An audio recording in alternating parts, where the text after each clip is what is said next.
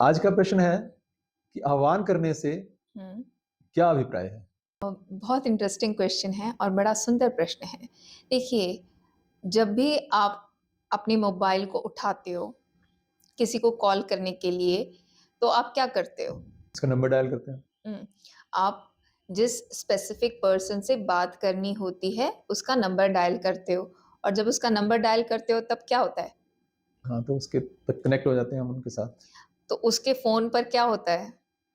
Ring जाती है। हम्म। हम्म, और वह उस रिंग को उठाता है। हम्म, फिर तब आपकी बात होती है। ठीक हम्म। है। तो जब भी हम किसी भी मेडिटेशन सेशन की शुरुआत में या किसी भी क्लैरिटी सेशन की शुरुआत में गुरुओं का, संतों का आह्वान करते हैं, तब हम क्या करते हैं?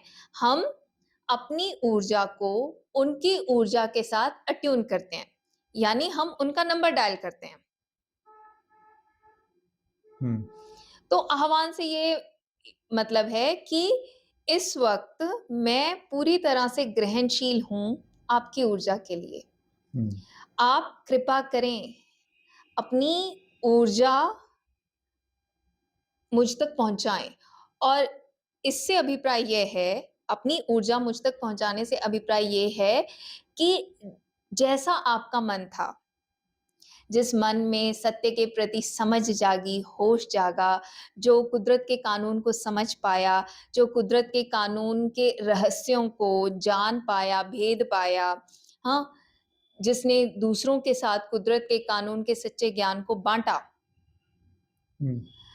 तो इस वक्त मैं उस ऊर्जा के लिए ग्रहणशील हूं।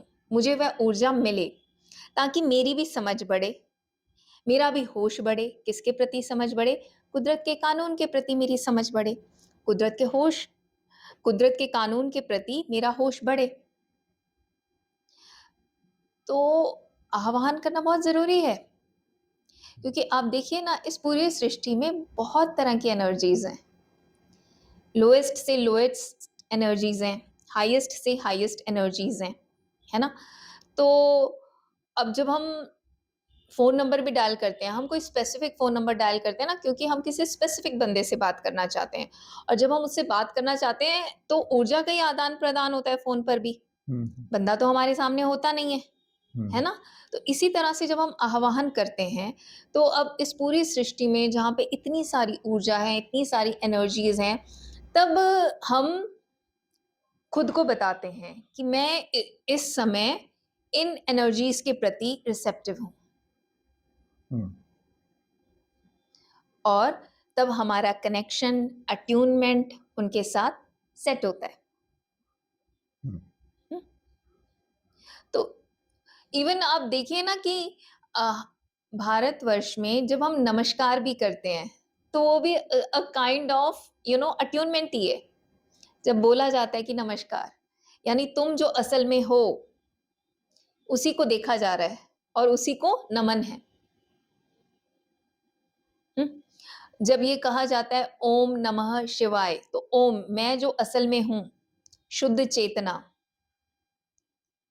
और शिव जो परम सत्ता है इस पूरी सृष्टि की, मैं उसके प्रति क्या हूं?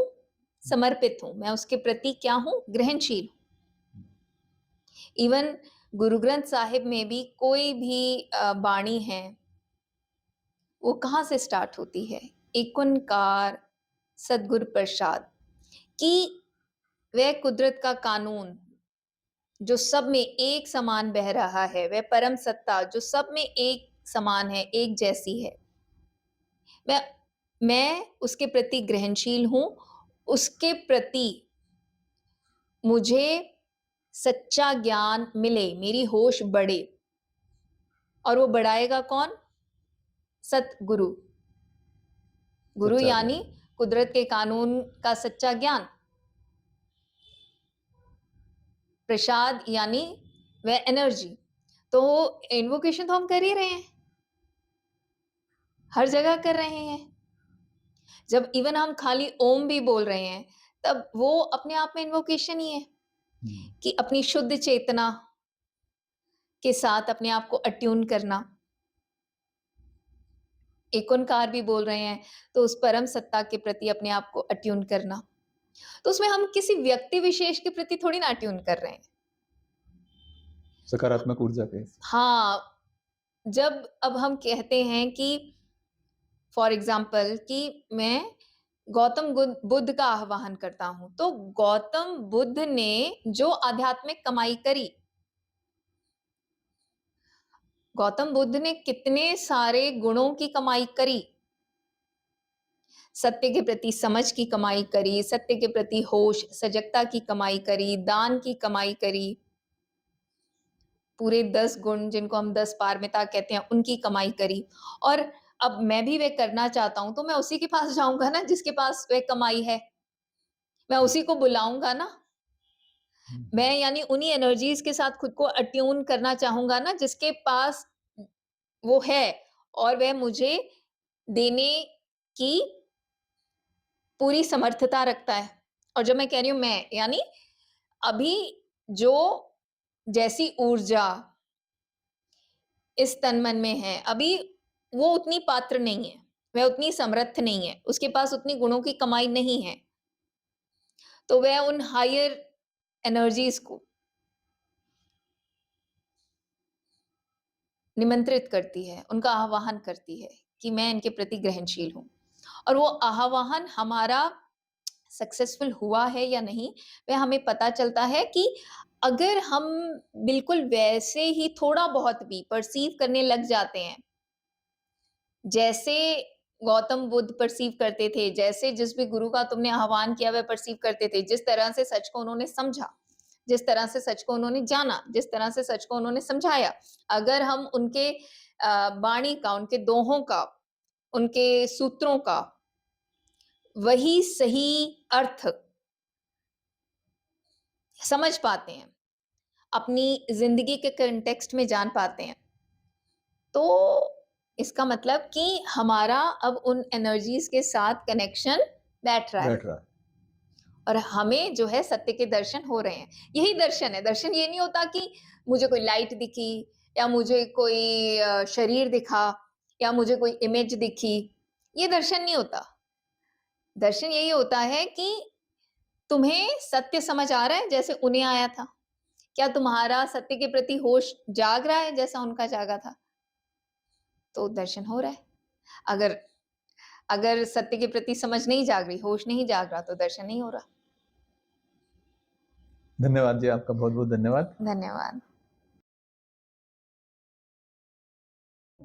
अगर आप भी शुद्ध सांस पर काम करना सीखना चाहते हैं तो नीचे कमेंट्स में जो कमेंट पिन किया हुआ है उस पर जाएं।